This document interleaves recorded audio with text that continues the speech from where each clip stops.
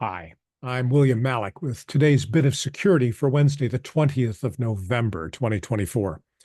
Today, we're going to discuss some of the basics in information security. Why do we do it? I realized I never really introduced the topic, and that's what we're going to spend a few minutes on here. The fundamental reason for information security is that we have put an awful lot of data and intellectual property onto computers, and we want to make sure that it is safe and secure. Now, typically that means that we want to make sure that that data is not altered, uh, lost, or inadvertently disclosed. Formally, we use the principle of confidentiality, integrity, and availability. The initials are CIA. So, how do you do that? Well, to keep the data from being disclosed, to keep it confidential, you usually use some kind of encryption, some kind of a code, so that a person who doesn't have the code won't be able to make sense of the data. In terms of integrity, you want to make sure that you can check that the data is intact. And the way we do that is we perform a mathematical operation. Remember that the data in a computer, we look at it and see letters or pictures, but from the computer's perspective, it's all just ones and zeros.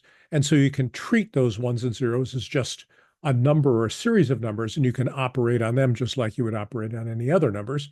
And so we use a program called a message digest that takes the data, the message, and it extracts, condenses a brief thing, a hash, maybe only 18 or 24 characters long, that uniquely represents that. It's kind of an index. Now, the key thing about a hash is that if you make a tiny change in the data, when you attempt to create a new hash, it'll be radically different from the original one. So that means that if I send you a file and then I send you the hash that I generated with that file, you can take the file and you can use the same program. I mean, it obviously wouldn't send you the program, but you could use the same method to generate a hash, and you should get exactly the same result. If you don't, then you can be sure that the message somehow was changed. Now, when it comes to availability, what do you do to guarantee availability? Well, that means you have copies. You take backups, you make multiple copies available.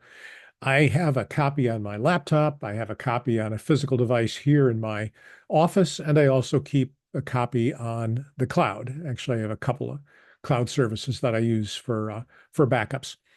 The idea is that you want to be able to get to something right away if you make a mistake and delete it. You also want to have a copy that you can't get to right away. So in case malware takes over the computer, the bad guys encrypt your files and then demand, some kind of money to get them back, that you can restore that without the risk that they have found your copies and back them up too. Now, so in a nutshell, that's the basics: confidentiality, integrity, availability. But in fact, there's a lot more to security.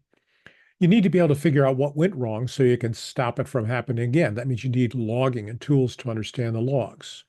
You want to be able to figure out who's allowed to use that. So you need some kind of identity management capability. You need some kind of way to define roles. You want to be able to separate duties. You want to understand and figure out what the company is doing with the data. There are laws governing certain data. There are regulations about what kinds of data and processes you can use. Health care is an example in the US.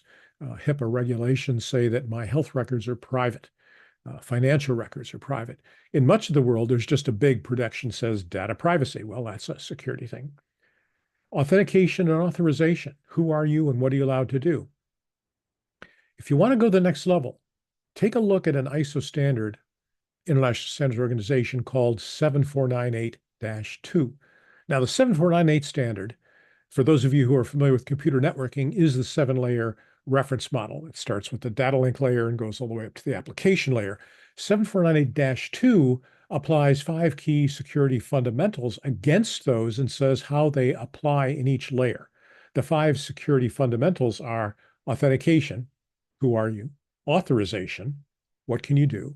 Data confidentiality, which is how you keep things secret. Data integrity, which is how you know data hasn't been changed.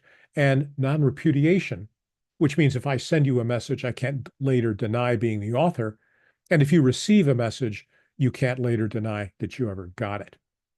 The point is that when you start with something very simple, like I want my data to be safe, you quickly get to a 3-layer structure, then you get to the 5-layer standard, then you get to a much more complex environment. I've been working in this field for decades. I learn something new every week. If that kind of intellectual challenge appeals to you, take a look at it. I'd be happy to recommend some basic books.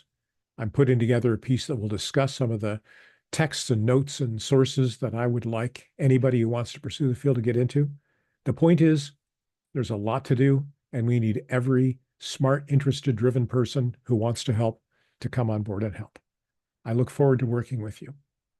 That's our bit of security for Wednesday, the 20th of November, 2024. Be safe.